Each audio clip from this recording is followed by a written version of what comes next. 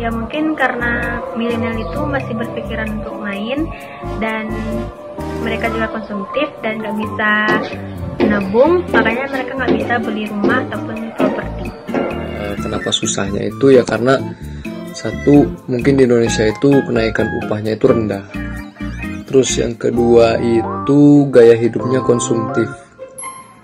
Mungkin mindset mereka sih mas. Ya karena mindset mereka tuh gimana ya? Untuk sekarang gue nih belum butuh properti, padahal properti itu investasi jangka panjang gitu. Tabungan mereka itu bisa ditaruh ke situ, jadi nggak usah muluk-muluk bank atau kemana perginya larinya beli barang dan lain-lain. Alasan milenial tidak membeli properti, ada beberapa alasan menurut saya. Pertama, kurangnya pengetahuan milenial terhadap properti tersebut. Entah itu untuk hidup mereka, atau bagaimana sih perkembangan properti di Indonesia, atau bagaimana sih cara mencari properti yang baik. Nah, pengetahuan tersebut kurang nih. Yang kedua, menurut saya itu mereka tidak menabung. Nah, mereka udah punya pekerjaan yang layak, ataupun sudah mendapat income yang baik dari apapun pekerjaan mereka, tapi mereka tidak menyisihkan uang mereka untuk membeli properti tersebut. Yang ketiga, gaya hidup yang terlalu tinggi. Nah, milenial ini mereka lebih memilih membeli barang-barang yang mewah selain properti, seperti baju harga 30 juta atau jaket 300 juta. Nah, mereka lebih memilih hal-hal kayak gitu. Sedangkan mereka lupa bahwa properti lebih diutamakan untuk kehidupan mereka. Ini jadi pertanyaan dari banyak orang sih. Kenapa sih milenial nggak beli rumah? Klasiknya kita udah sama-sama tahu lah. Tekor asal tersohor. Milenial suka traveling,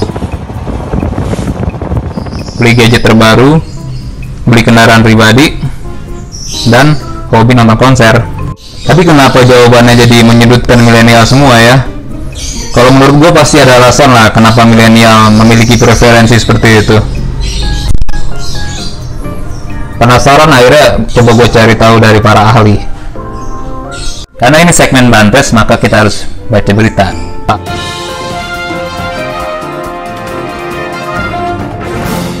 Nah, dilansir dari bisnis.com, menurut financial planner Prita Gozi, salah satu alasannya adalah karena tingkat pasok dan permintaan yang tidak sesuai.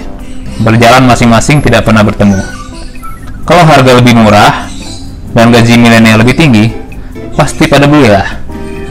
Artinya sebenarnya harga rumah lah yang membuat milenial beralih tujuan keuangan dan tidak menjadikan punya rumah sebagai prioritas. Menurut Direktur Utama Easy Property, dilihat dari alasan kenapa milenial tidak beli rumah adalah ketidakterjangkauan harga rumah.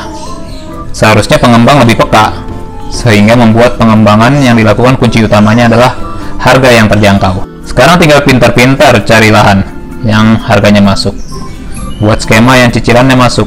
Kalau menurut Dirjen Kementerian PUPR, Halawi Abdul Hamid, salah satunya adalah sebagian generasi milenial di Indonesia merupakan pekerja kreatif.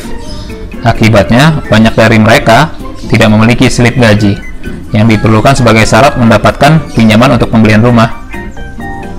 Oleh karena itu, Halawi mengatakan perlu ada pembaharuan dalam kebijakan, strategi, dan program penyediaan rumah di Indonesia. Pembaruan itu perlu diarahkan mendorong penyediaan hunian bagi generasi milenial, terutama yang di perkotaan. Mayoritas generasi milenial kita adalah pekerja kreatif yang mana itu memberatkan dalam hal syarat administratif. Ya, selama syarat administratifnya sulit untuk dilengkapi, ya generasi milenial ya sulit untuk memiliki rumah. Oleh karena itu, coba gue cari-cari lagi berita apakah udah ada kiranya strategi pembaharuan supaya kaum milenial yang kebanyakan pekerja kreatif ini tidak memiliki barrier lagi dari masalah syarat administratif. Nah, ini gue ketemu berita dari bisnis.com. Ray bicara soal pemberian KPR BTN untuk non-fixed income. Ketua Umum DPP Persatuan Perusahaan Real Estate Indonesia, REI, Paulus Totok Lusida, mendorong pengembang anggota organisasi itu untuk mulai menggarap konsumen non-fixed income. Saya sudah bicara dengan direksi BTN. Mereka katakan KPR dapat diberikan kepada konsumen non-fixed income, ungkapnya. Oleh sebab itu, dia mempersilakan pengembang berbicara langsung dengan kepala cabang bank BTN setempat. Kalau nanti ada yang mempersulit, bicara dengan REI. Pernyataan Totok itu mengulangi kembali apa yang dikatakannya dalam beberapa kesempatan sebelumnya. Dia pernah mengungkapkan pula bahwa sebenarnya para milenial yang cenderung mempunyai usaha sendiri layak mendapat KPR. Milenial, menurut dia, cenderung untuk mendirikan usaha sendiri dan bukan menjadi karyawan perusahaan orang lain.